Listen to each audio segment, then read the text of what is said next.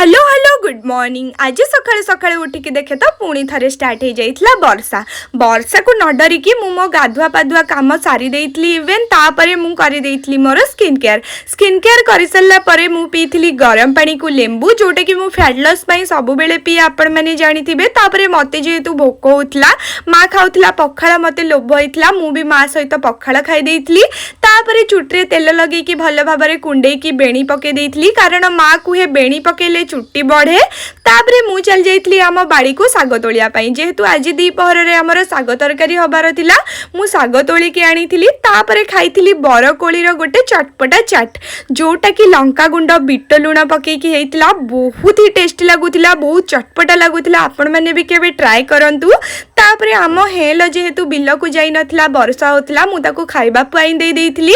तापरे मु बसी पड़िथिली दीपहर रे खाइबा पई। आज पई एतिकी, पुणी देखा हबा आ गोटे